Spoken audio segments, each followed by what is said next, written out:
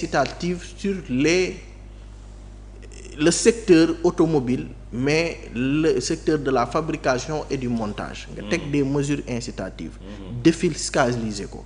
teg des scénarios yoo xam ne ñoom daf leen di intéresser. gis nga boo ko defee ba pare boo defee loolu ba pare da ngay gis ne ci weer bi ci topp yow boo toogee ñoom ñoo lay fekk si. waaw pour venir s'installer. mais loolu day fekk ni yow préparer nga zone spéciale zone franche yi nga xam ni foofu nga leen di jox tu leur donnes ça. ay zones industrielles. c'est des zones industrielles tu donnes ça aux plus offrants nga xam ne c'est des zones yoo xam ne ñoom bu ñu ñëwee foofu la ñuy dem installer wu fa. nga loué leen suuf si.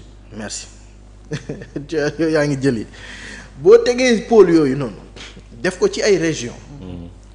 yow commodité yi rek ngay teg. quand je parle de commodité da ngay teg plateforme yi nga xam ne fa la nit ñi di liggéeyee nga defar voirie yi assainissement bi tu mets les lots techniques c'est-à-dire courant bi ndox bi connexion beeg la ca jëm ba lépp sotti nga leen nag fii dama leen koy jox amul taxe amul dara waaye lii location am na location. da ngay fay. ñoom nag ñooy indi seen matériel ñooy indi seen investissement. c'est ce que la SAPCO fait. est-ce que tu comprends gis nga bu ñu indee seen investissement tu vas voir que ni soo créer 3 zones yu mel noonu ak bu ci nekk type de véhicule bi muy defar marque bi muy indi ak yooyu tu vas voir les grands groupes ñoo koy jël. et il y aura plusieurs marques. oto day yomb. oto yi nga xam ne moom lañ fiy defar day mën di fi circuler librement te droit de douane yi day néew. mais fi ngay gagner te encore loolu ay réformes la ak ay lois yooyu teg c'est-à-dire c'est des mesures. boo revoir secteur boobu. régler lépp loo xam ne c'est les salaires de base grille salariale yi ñuy jëm les conditions de traitement des ressources humaines tout ça nga régler ko en amont balaa ñu ñëw teg ko di nga gis ne tu vas beaucoup gagner si. population locale bi liggéey foofu. en termes d'emploi. en termes d'impôt sur le revenu. Oui. En termes de cotisation sociale. Parce que je préfère 1000 fois nga imposer cotiser loo 10 millions de personnes moo ma gënal nga taxer 1 million de personnes taxer leen lu cher. quel que soit lu mu cher 10 millions de personnes moo. te RSE bi dina dugg bàyyi bul wax parce que loolu dama ci bëgg a ñëw après RSE bi. xam nga responsabilité sociétale voilà léegi boo defee loolu ba pare régler nga sa problème chômage. régler nga problème mu taxation. yaa ngi valoriser sa suuf. yaa ngi régler la question de l'emploi. da ngay am yeneen ñaari loi yoo xam ne daf lay arranger. mooy loi sur la RSE da nga koy institutionnaliser. oui. du nekk loo xam ne c'est au bon vouloir du PDG. neex def naqadi bàyyi déedéet force lay doon nga baquer ko un pourcentage sur le revenu c'est-à-dire sur le chiffre d'affaires. Et puis pour chaque entreprise profil d'entreprise loi bi day prévoir ci RSE bi nu muy demee.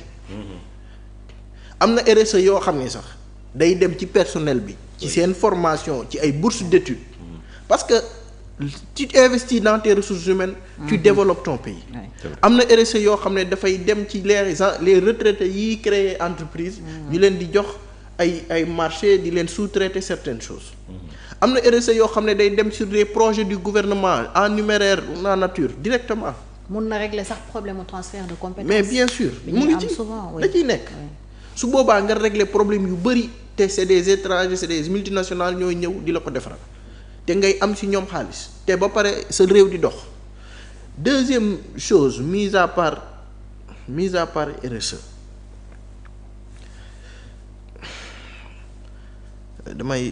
damay fàtte nag gis nga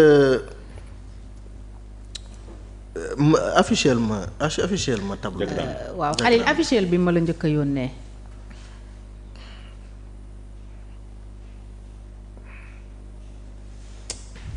mis à part RSE bi aussi war ngeen xam ni lépp luy exportation dafay yokk sa balance commerciale da nga ciy am.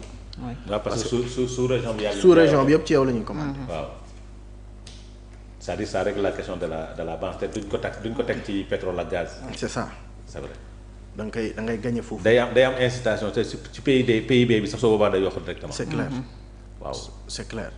donc teg na kii bi. gis nga lii nii projection bi ma def c'est une projection boo xam ne elle est liée à 2 scénarios. Premier scénario bi moom ngay gis en jaune. moo nekk ci suuf. mooy la taxation sur l'importation. des véhicules. Et li ngay gis en bleu c'est la fabrication locale. Taxation sur l'importation amul investissement. Mais revenu annuel la boo xam ne c'est immédiat. mën nañ ne peut-être tu as comme niñ ko bindee ñoom des milliards et des milliards annuellement. Il y a pas de coût opérationnel réel et les recettes fiscales indirectes sont inexistantes. C'est des taxes que tu mets en place jeex na.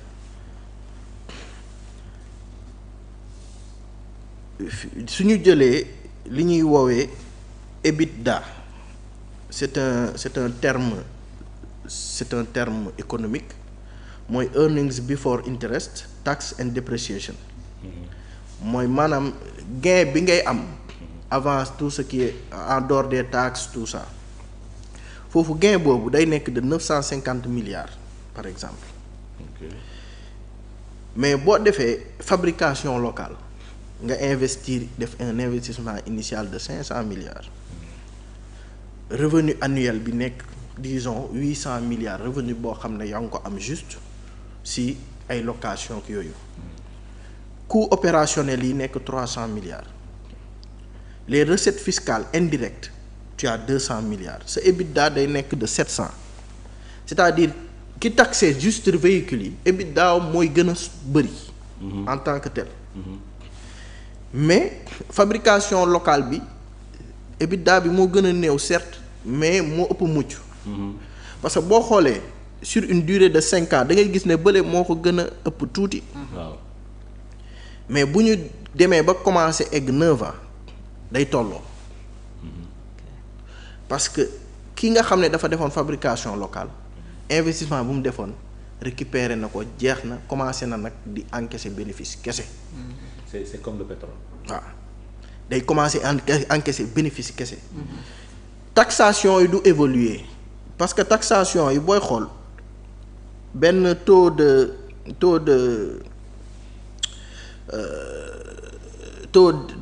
de croissance bu 3% lay am day néew mais boo xoolee ki nga xam ni wala pays bi nga xam ne dafa investir sur la fabrication locale teg ay luwaawam ba affaire commencer porter ses fruits à partir de 10 ans day commencer yéeg du wàcc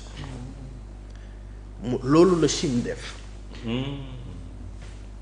modèle bii ma wane nii. ñoom économistes yi nañ dem gëstu lu Chine def. ils ont misé sur la fabrication locale. Deng Xiaoping même modèle la def parce que fabrication locale bi plus nga koy def plus at yi di dem plus ngay am marché. oui. après da ngay jógee ci sous-région bi tu as un marché régional. Oui. et à un moment donné tu commences à toucher d'autres marchés internationaux. parce que da ngay gis par exemple tey Chine am na des non chinois yu fa créer seen société de trade di jënd di jaay. waaw te fi ñu ngi Chine wala ñoo xam ne ñu ngi Dubaï di jëndee Chine di jaayee feneen. foofu modèle boobu la ñu war a adopter sur les véhicules adopter ko si leneen ak leneen ak leneen loolu. kii la rek. vision la c'est un problème de vision de loi. et puis buñ ko defee day sotti incha allah loolu aw ma ci sikk sàkk lu ma doon baaxee la rek loo xam ne c'est pour eux pour ne pas monopoliser le débat bon. taxé woo ko. voilà non taxe non voilà. d'accord Adama am nga peut-être sa xalaat ci proposition bi. c'est-à-dire bala ñuy avancer le schéma